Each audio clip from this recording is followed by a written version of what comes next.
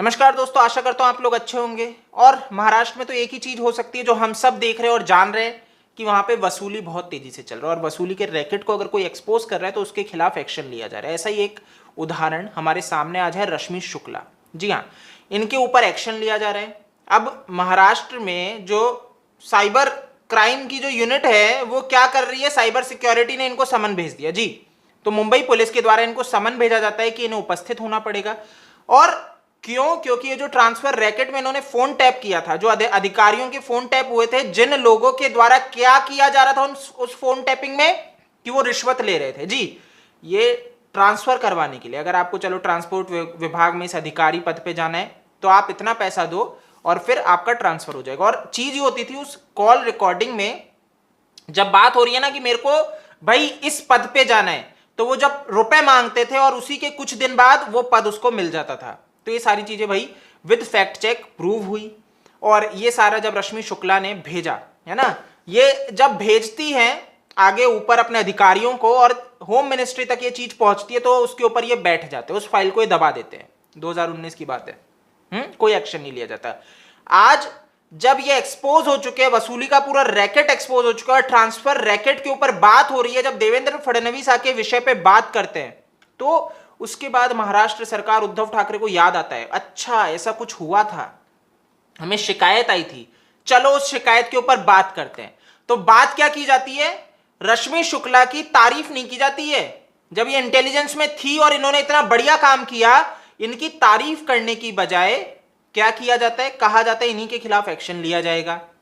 क्या एक्शन लिया जाएगा? कि क्यों इन्होंने फोन टैप किया, जो कि बहुत गलत है, बहुत इलीगल है, जबकि इन्होंने ये फोन टैपिंग अपने जो अधिकारी थे, अपने जो बॉस थे, उनसे परमिशन ली और उसके बाद की थी। समझिए इस चीज को। और ये पूरा रैकेट जब पकड़ा जाता है, मतलब एक्सपोज हो जाता है, पकड़ा नहीं गया, इनके खिलाफ कोई एक्शन नहीं लिया जाता महाराष्ट्र सरकार के द्वारा, क्योंकि इनको भी तो वसूली रैकेट में कुछ हिस्सेदारी मिल रही है, तो इसीलिए इस मामले को दबाया गया। और आज इसी रश्मि शुक्ला को, जो कि आज हैदराबाद में सीआरपीएफ में विशेष महानिदेशक है, उनको भाई समन भेज दिया। तो उन्होंने क्या कहा? उन्होंने कहा कि मैं नहीं आ सकती क्योंकि कोरोना वायरस का क्राइसिस है, बहुत तेजी से बढ़ रहा है, तो मैं ट्रेवल नहीं कर सकती। आप एक काम करिए, आप मुझे मेल कर दीजिए, जो भी आपके सवाल हैं मैं उसका जवाब आपको मेल के द्वारा दे दूंगी। कौन कह रही है? आप समझिए, एक अधिकारी कह रही है, पुलिस अधिकारी। लेकिन इसके ऊपर मुंबई पुलिस क्या कहती है? हम संतुष्ट नहीं है, बिल्कुल संतुष्ट नहीं है इनके इस रवैये से, इनके इस जवाब से। इनको समन में उपस्थित होना पड़ेगा, हम दोबारा समन भेजेंगे। अगर ये उपस्थित नहीं होती है तो हम इनके खिलाफ कार्यवाही करेंगे और हो सकता है इनको गिरफ्तार भी कर लिया जाए। ये बहुत ही दुखद है। आप एक चीज समझो, हमारे देश में, और मतलब इस आपको हजम हो रहा है कि कोई महिला, एक अधिकारी, एक आईएएस इतना अच्छा काम करती है, एक गंदगी को उजागर करती है। महाराष्ट्र का चीफ मिनिस्टर उद्धव ठाकरे क्या कर रहा है? उसके खिलाफ ही कार्यवाही बैठा रहा है।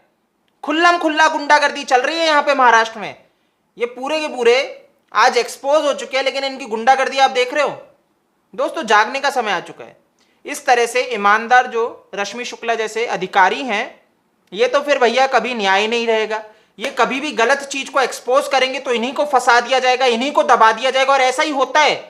तो आज भारत की पब्लिक को जागना पड़ेगा और सपोर्ट करना पड़ेगा रश्मि शुक्ला जैसे अधिकारियों को, जो अपनी जान जोखिम में डाल के ऐसे करप्ट, भ्रष्ट अधिकारियों को, ऐसे भ्रष्ट पॉलिटिशियंस को एक्सपोज करते हैं और उसके बाद ये पॉलिटिशियंस इन्हीं को दबाते हैं और इन्हीं के ऊपर, ईमानदार व्यक्ति के ऊपर ही इन्वेस्टिगेशन बैठा देते हैं।